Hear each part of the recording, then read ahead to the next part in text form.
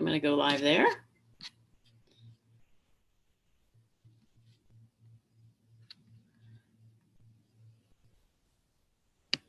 And we're pausing.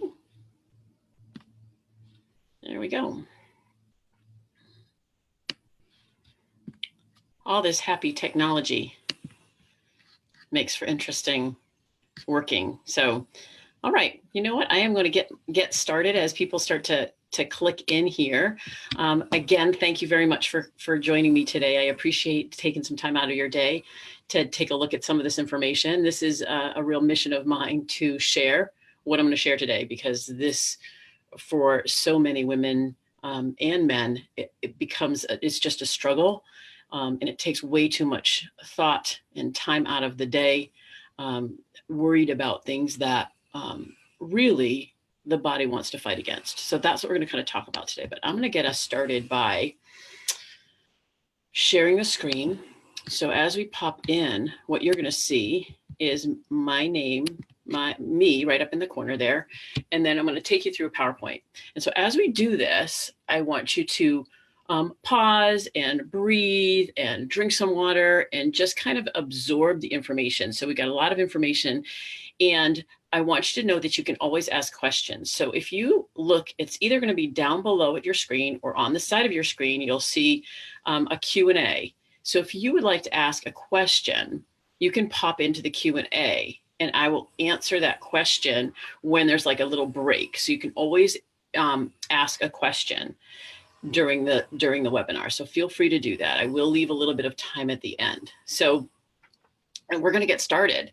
And I hope as we go through this that you learn something a little new that you might not have known before, a little bit about why diets don't work and why this is named Death to the Diet. So learn what to do instead.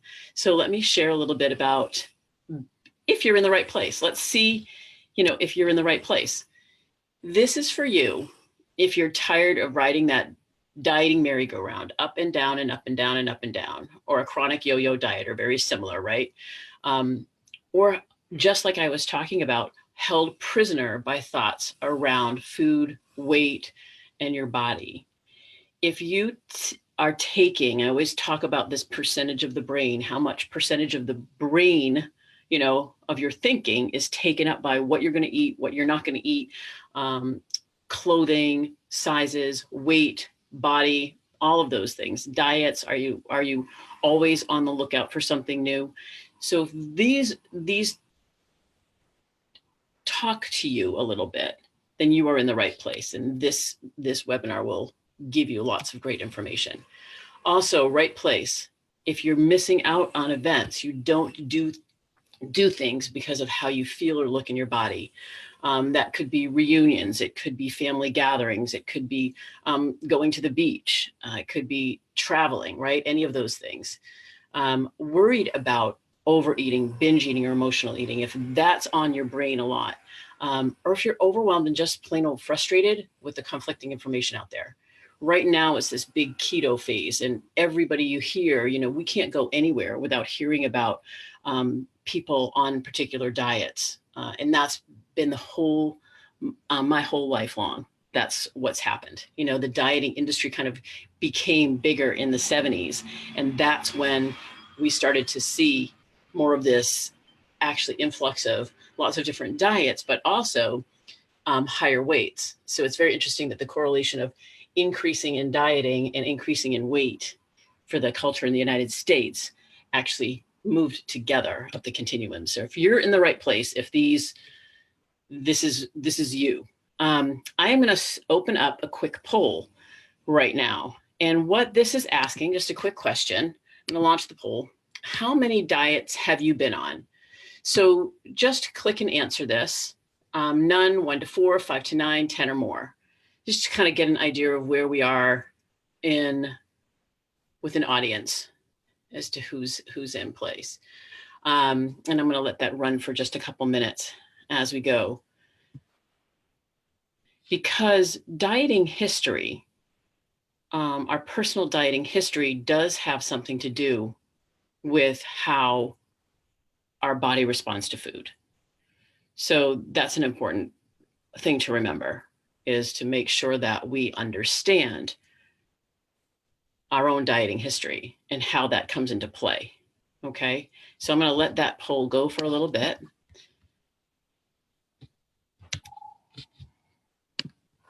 So I have a question for you. If you were to pause for a moment and you were in a room of a group of people that you knew, could be family, could be anything, but someone said, here, let's all weigh ourselves. I just want you to pause and think about how that would make you feel. If you had to step on a scale in front of other people, how would that make you feel? And what would that, what emotions come up? Where do you feel it? What thoughts come up? If a number on a scale creates a reaction, it's something we want to take a look at. And I'm going to share why in just a minute. And the fact of the matter is, for over 30 years, all I was doing was striving for a particular number on the scale. It took up all of my thoughts and all of my time. And it generated my behavior and my self-esteem, lack thereof. So let's talk about this for 1 second.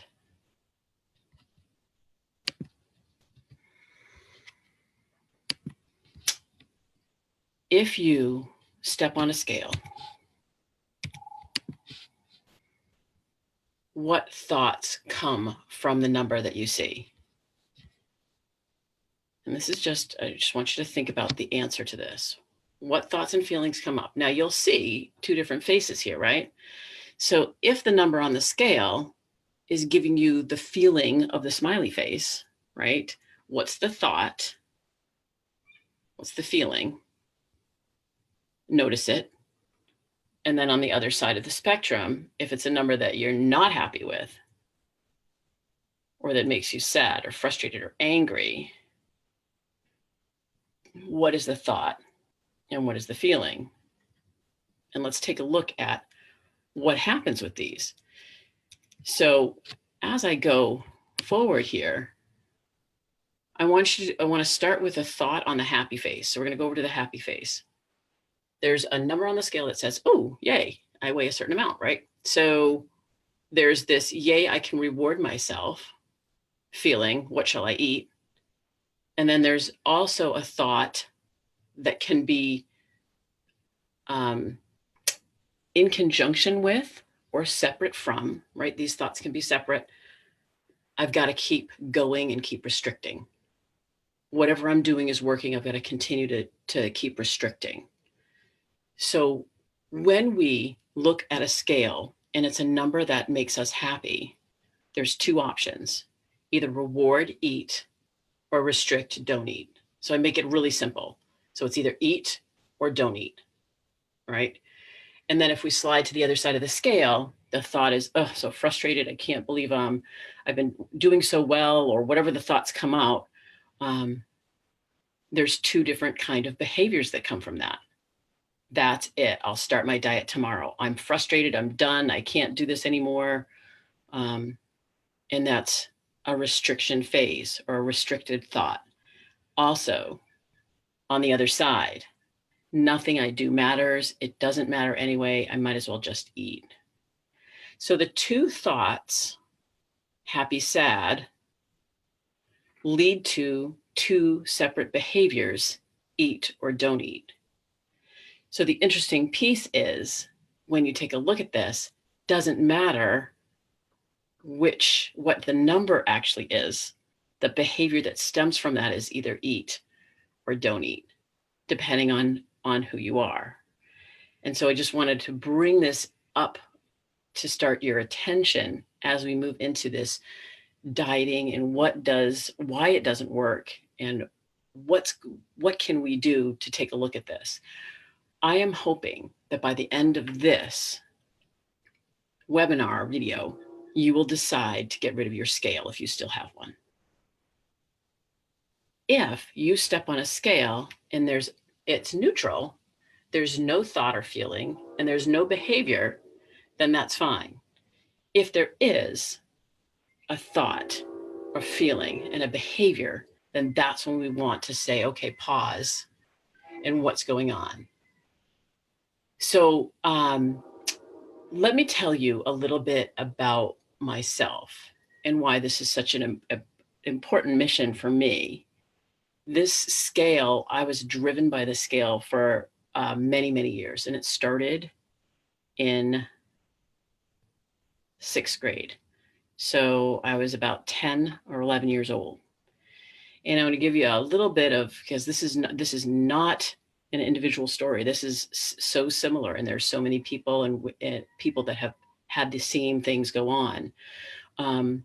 Nicknames at school, nicknames in the playground or in the yard, not having the same body shape as others. One of the things that happened with myself is going to the doctor and having the doctor tell my mom that, I was on that high end of the scale or whatever the spectrum was, you better watch what she eats. And so realizing that I wasn't like the other kids, I was built differently. And then I had to go shopping in different section of the store. I was over at the Husky section, right? Or whatever that section was in Sears, I remember. But those are kind of things that set up this feeling of insatisfaction with my body and with my weight and who I was. So that's when I started my first diet, 10, 11 years old, and ended up in the hospital with anorexia nervosa. That's when my relationship with food, eating in my body, completely changed. And it hasn't been the same really ever since. Yet, it's much different now. About 5 or 6 years ago, when my body started to break down, I had 30 plus years in the fitness industry, going after a profession that helped kind of feed my disorder, basically. Seeing women, because I mostly work with women, go up and down the scale, trying different diets, talking to women about different diets, seeing people defeated. I knew that something had to give, and I was just tired. I needed to, something needed to change. There had to be a better way. And that's like when my knee broke down and had to get my knee replaced, at 50, I said, this is not right. I don't want to spend the rest of my life worried about what I'm eating all the time. I'm worried about my body. So that's when I went back to school and I became an eating disorder specialist. I also went back to become an intuitive eating coach and a lifestyle strategist. I knew that my goal was to get women, because I mostly work with women, but to get women to see themselves outside of the size of their body, who they really are. And that's what's most important. So these are some of my training.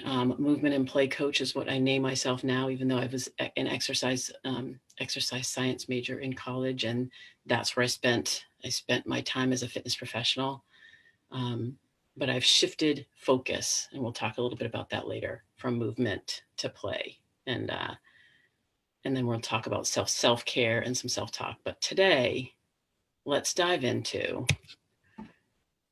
dieting and this death of the diet. So 95% of diets fail. And just I brought this up to read to you really quickly. Just the other day, Evelyn Triboli, my mentor, who wrote Intuitive Eating, she posted an article, and a clinical psychologist, Louise Adams, sums up why diets don't work perfectly when she said, the evidence that weight loss dieting leads to weight regain is just as strong as the evidence that shows smoking causes lung cancer. That's pretty radical statement. 95% of diets fail. We're going to talk about why. And unfortunately, what happens is we feel like we're the failure, and our self-esteem is impacted and our confidence is impacted. But that's not the case. 91% of women are unhappy with their bodies. 81% of 10-year-olds are afraid of being fat. That's crazy. Kids in kindergarten are coming home because they look different, or they notice their parents or their teachers on diets. So they don't think that's what they think they should be doing. So, we have this whole culture and modeling that I get really angry about, right? And the diet industry, 60 billion, it's over $60 billion a year. And that doesn't include weight loss surgeries, cosmetic surgeries, any of that. That's just diet industry. So let's talk a little bit about what's happening in the body when we restrict. There's a couple of different things that I want to talk about, a couple of different studies, which I found very fascinating. The Biggest Loser study back about four years ago now, I believe, where they took the people that had been on The Biggest Loser and they were doing some testing on why they were regaining their weight, because they were regaining the weight. So what they did is they tested the leptin levels. So leptin is a hormone. We'll talk a little bit more about it. Leptin is a hormone that tells the body that we're feeling full. It's like, oh, I'm getting full. So when leptin is working properly, there's a signal that goes to the brain and says, oh, okay, I'm getting full and I don't need to eat anymore. So with the people that joined The Biggest Loser, it was all their leptin levels were fine. They went through their 3 months or whatever the time period was of their time on the ranch. And at the end of the time on their ranch, when their leptin levels were retested, there was barely any leptin at all. So the leptin levels had decreased significantly to almost none, which means they would always be hungry. So they're always being hungry because they're never feeling full, because the leptin signals aren't working, because the leptin levels are low. They're 3 years after, their leptin levels are only up to about 50%. If you pause and think about that for a minute, if restriction decreases leptin levels, what happens when these people from The Biggest Losers started to gain weight? They would start to restrict again.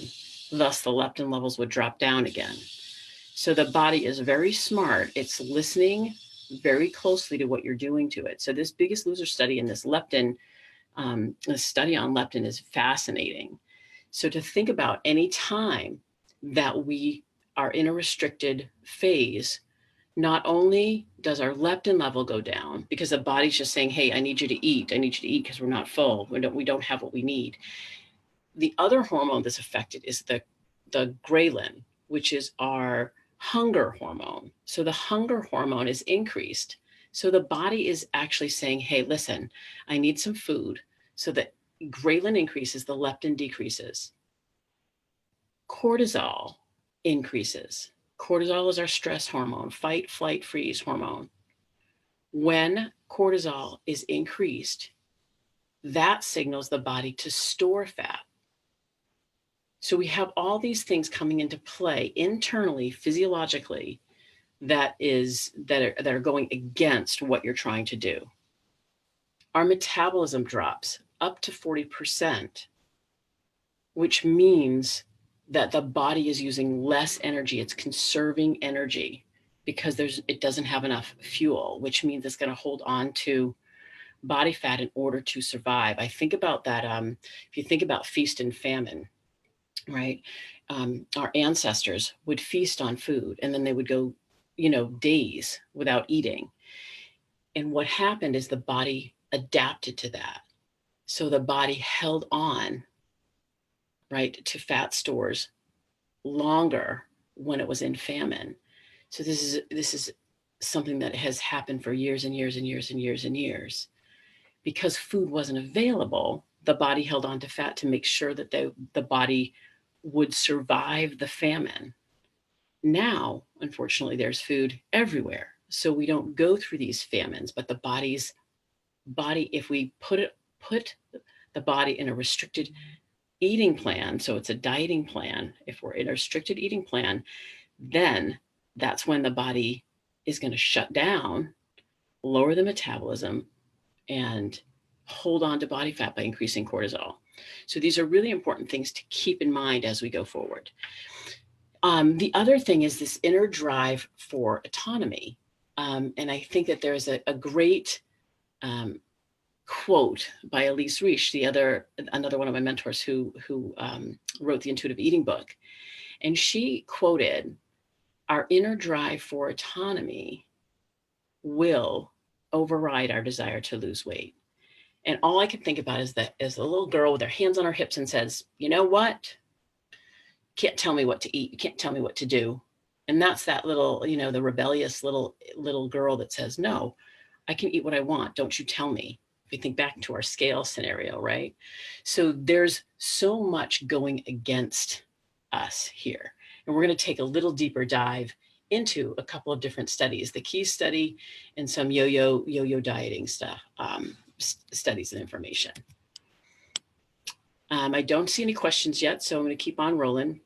The Key study, this is extremely frustrating for me, because if we had this kind of research in 1944 and 1945, why are we still dieting and restricting now? So this was, it's called The Great Starvation Experiment. It's a book, but it's a study that was done in Minnesota back in 1944, where Dr. Keyes, he took 40 men, ages, I say 18 to 25, I think. They went through physiological and psychological testing to make sure they were in excellent health. And then he put them on a restricted plan. He cut their energy intake in half, their calorie intake in half for 6 months. These are the researched what happened during this period of 6 months. Decreased metabolic rate of 40%. We've already talked about that, right? Increased depression and emotional distress. So the body not getting what it needs. So psychologically, men that had no signs of depression now showing signs of depression. Increased food cravings, always wanting food. Increased sensitivity to cold, so not being able to get themselves warm. Social withdrawal and isolation. If you think about when we go on a diet, I tend to use the word we, the pronoun we, because I'm kind of included in that group, right? When we are in a restricted phase, then there's this, we withdraw from activities, we can't do things, we don't want to do things, our confidence lowers, and we start to isolate. And that's linked to depression and anxiety as well. Decline in concentration, lack of focus, not being able to focus on what they're doing. Constant preoccupation of food. And if you look at this is all what happens to the body when we go on a restricted diet. That preoccupation with food. These were men, young men in 1944. They were looking at recipes and comparing recipes in cookbooks, binging and purging, and then feeling guilty and then purging, and reduce sexual interest. So this is a fascinating study. 4 men dropped out, and it took up to 2 years or more for them to get back to a regular eating plan. Like, it just took them a long time. And there was disordered eating behavior post. So very interesting. Okay, let's go into weight cycling or yo-yo dieting. If we go back to the scale scenario, which we started with, this weight cycling, when someone starts a diet, right, and there's either a loss of weight or no weight loss, right? It's an impact on our thoughts and feelings. We go back to that scenario on the scale. So there's thoughts and feelings that come up. If there's weight loss, it results in different behaviors and attitudes. Eat, don't eat, right? So even if there's weight loss, it's eat or don't eat. Or if you're on a diet or a restricted eating plan and there's no weight loss, there's frustration, eat or not eat. And what happens with the decrease in metabolism and all the hormones that are fighting against us, there's a rebound and weight regain. And then as soon as there's a weight regain, there's that decrease in self-esteem and self-worth, failure. I'm not good enough. I can't do anything right. I'll never do this right. Right. So it spirals down into this space of low self-esteem and low self-worth until something happens and the dieting kicks in. So this cycle continues. Something, I call it an external trigger, is usually what triggers, and this is coinciding with both weight cycling, yo-yo dieting, excuse me, and also the restrict binge cycle. Both of these cycles create a movement. So there's deprivation, hunger, isolation, depression, all of those things. And then there's usually an external trigger. Something happens, usually from the outside, from outside of us, that flips a switch. So it could be a comment from a coworker. It could be a fight with a spouse. It could be a bad grade on a test. It could be a project that failed. It could be an argument with somebody. It could be a picture you see of yourself, or walking down the street and catching a glimpse of yourself in a mirror, which creates this trigger for the dieting and restriction, the deprivation. Something externally triggers that. And then we have the behaviors and the metabolic stuff that's going on within the body, tension, anxiety, there's more cravings, there's lower leptin, there's higher ghrelin, our body's in stress, physiological internal stress. And then something external happens again. And it's that, I think about that girl with her hands on the hips again going, forget it, I'm done. And that's where a binge or overeating happens and weight gain happens. Linking that to emotional distress, self-hatred, guilt, shame, frustration, can't do anything. Pursuit of that thin ideal can tag into this in the restrict binge cycle. These both are very similar, right?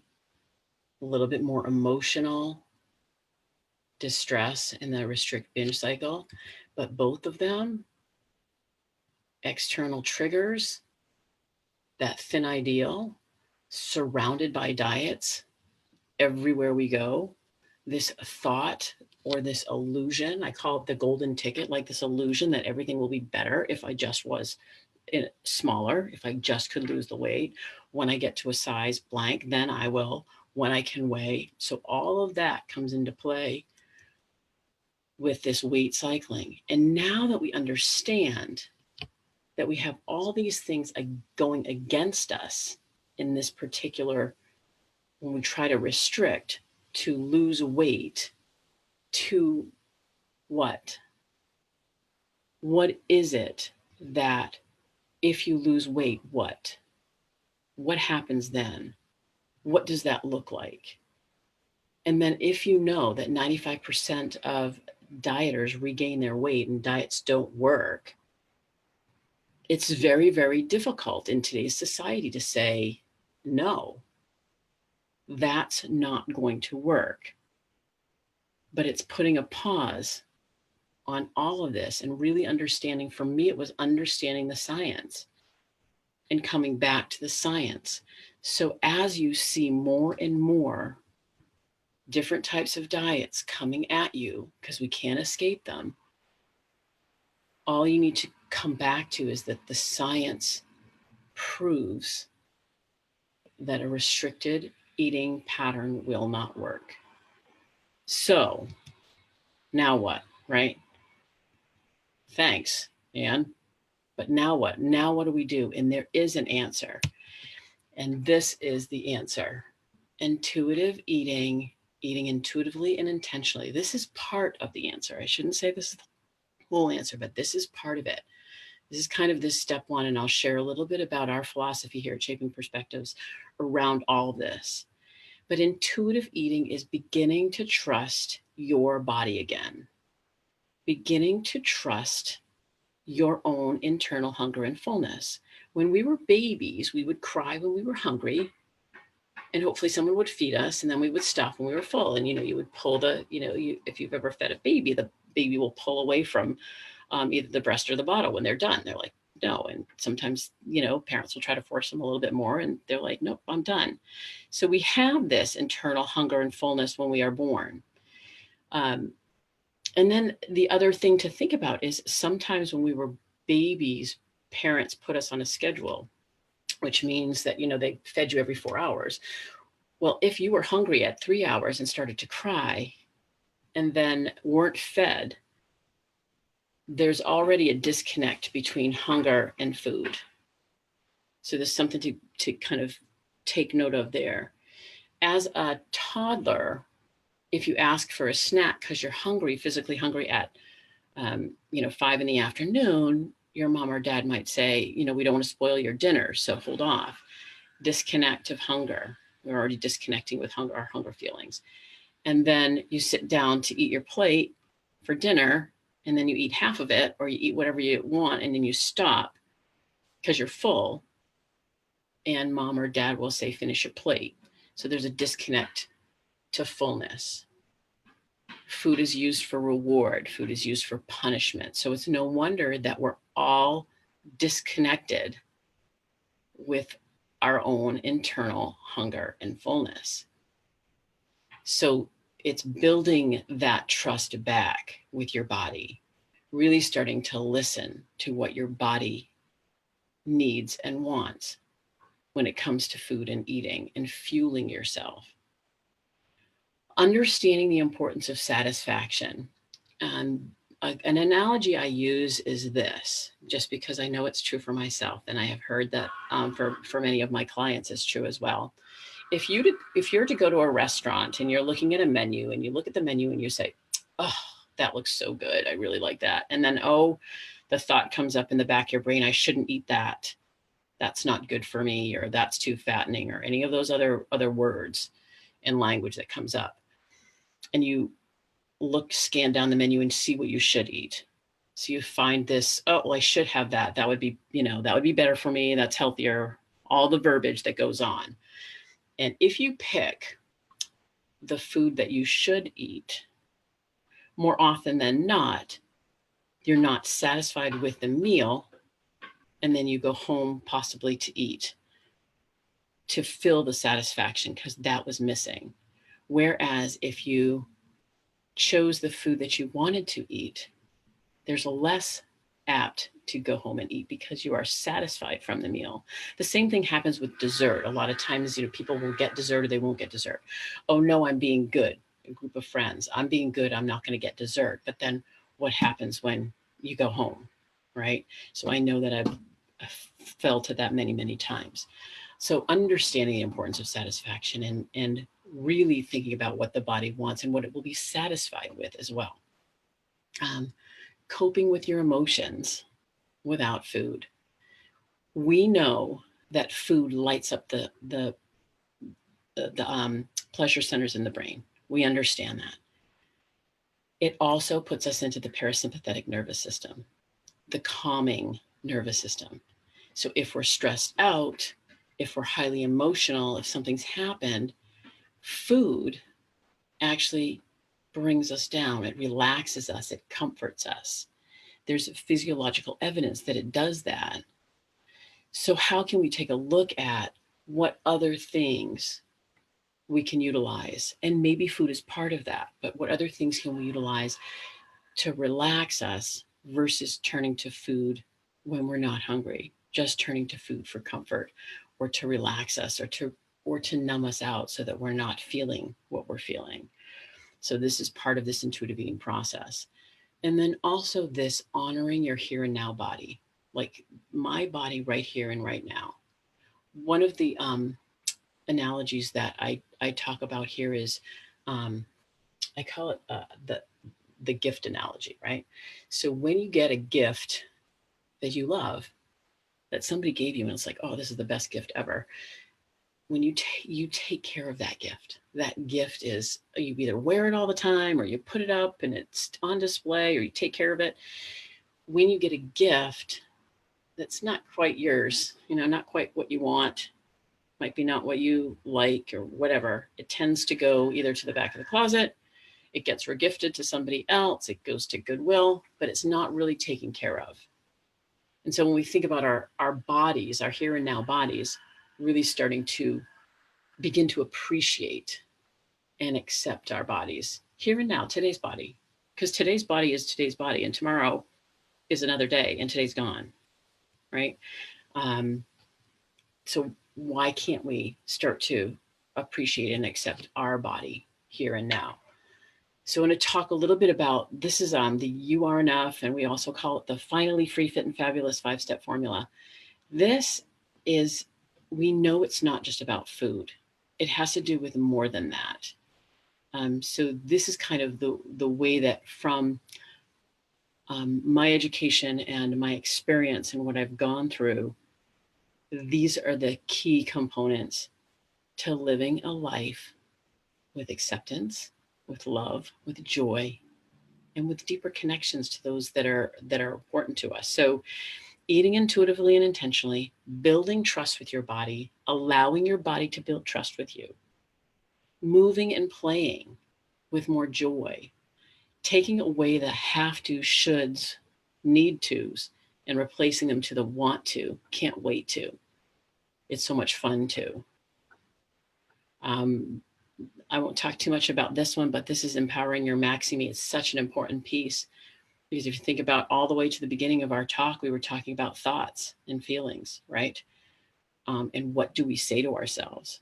And I call my Maxie Me my positive, my strong positive voice, my compassionate voice, versus the negative, degrading, beat me up voice, which I call my mini me.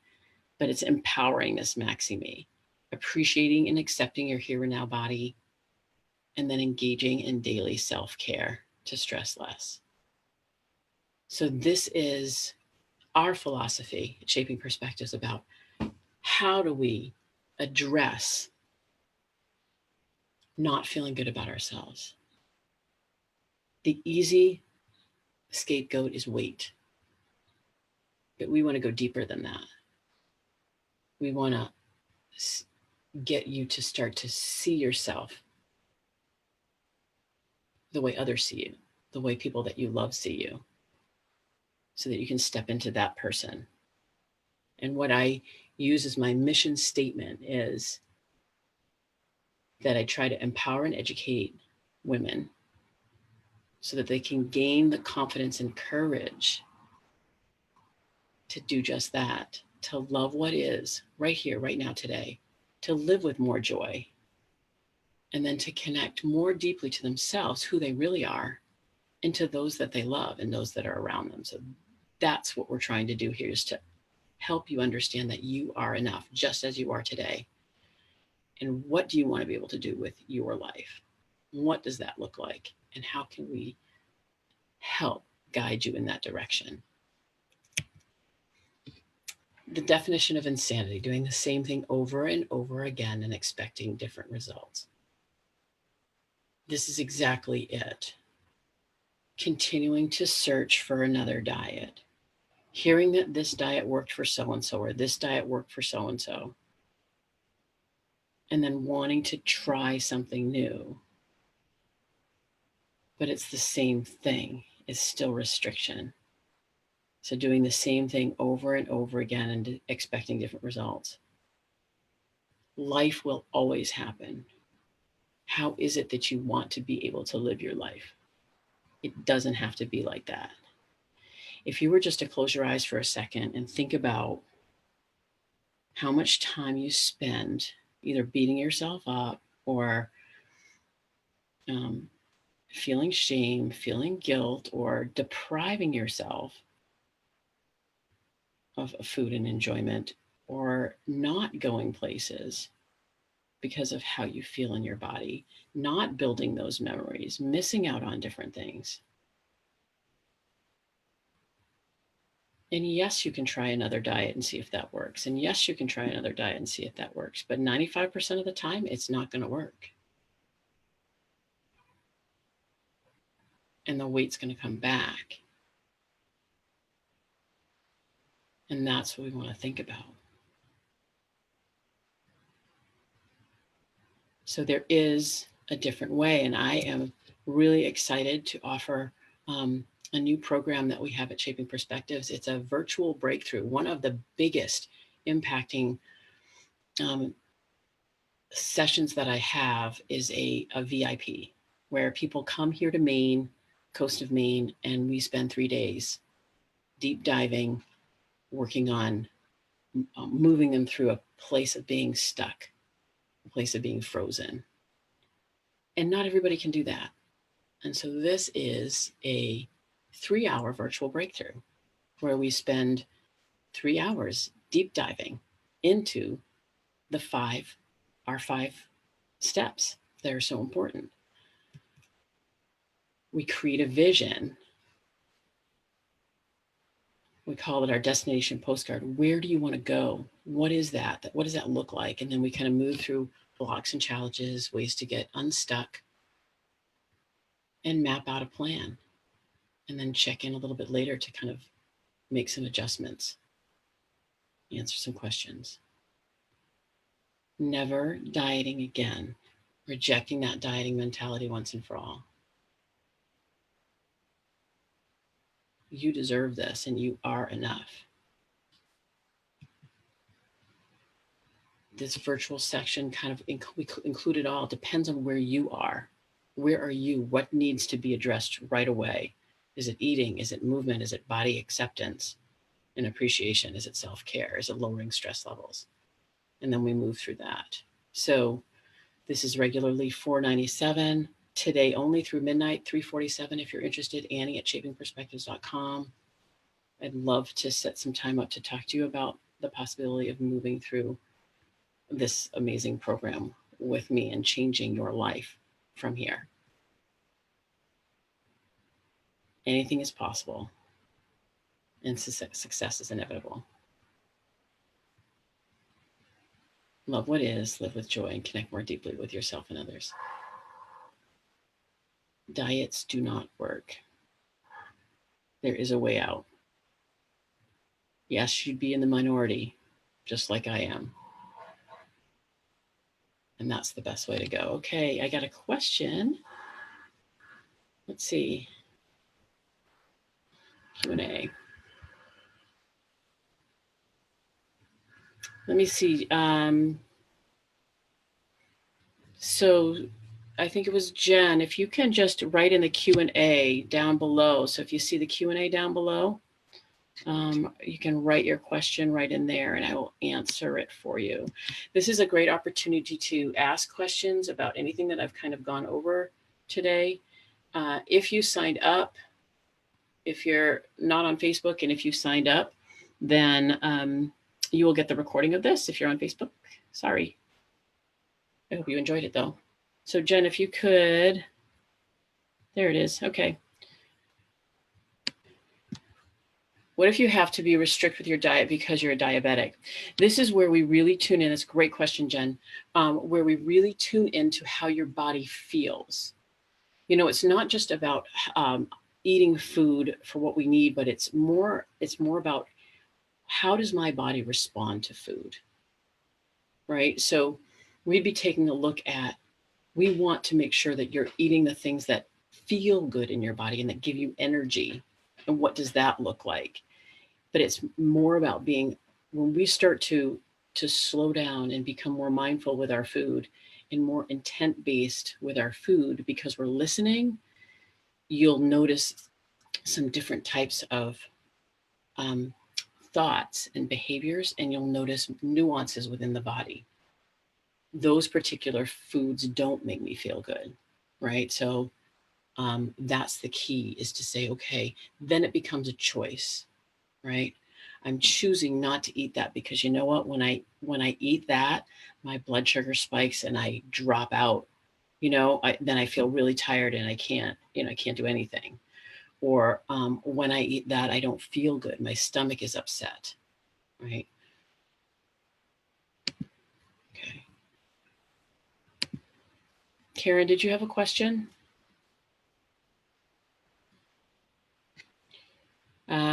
What do women... Stress affects sugar. Yes, it does. You're right. What do women have had a VIP experience with, you say? Life-changing. It's life-changing.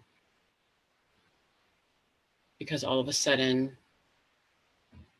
there's a new perspective on themselves. There's a new perspective on food and eating in their bodies. They begin to understand that they're more than just their body, and they're more than just their weight.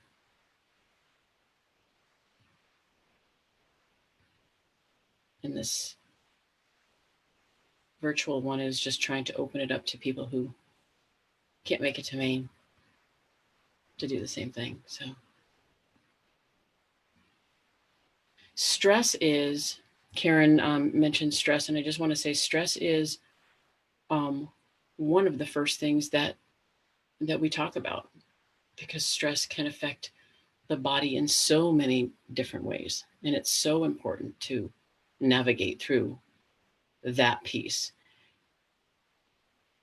There's a tendency for women to consistently give all they've got to everybody around them, making sure everybody else is okay. You call it emptying their cup, empty, empty, empty, empty, empty, so that there's nothing left and they have nothing left to give. And they, so this I call self-care. We talk about self-care and decreasing stress. It is essential. It's not, it's not a luxury. It is essential. And starting that process is really a big piece of this. Any other questions? Okay, escape that and stop share here. Any other thoughts or questions or anything for me?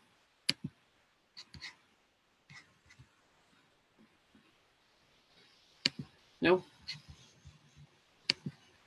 I want to thank you all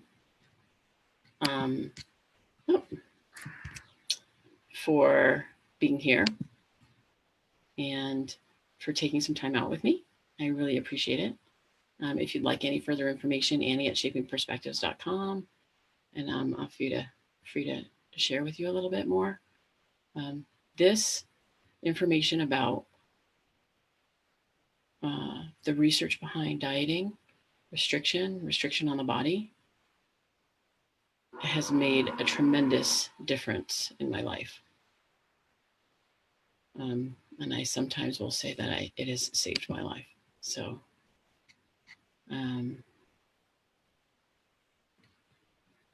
okay, so Jen wrote, I feel like I'm giving a lot to my diet right now, and I don't have time to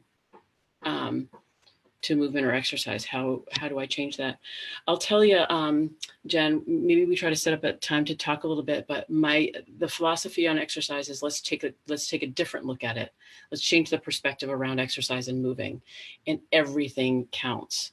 We have a formula, it's called the 2x2x2 formula, but everything counts. 5 minutes counts, 3 minutes counts. And so maybe we can talk about fitting it in, fitting movement in. Functional movement doesn't have to be going to the gym. It's so much more, it can be so different than that. So thank you for asking that question. Let's try to hook up after to talk a little bit more about that.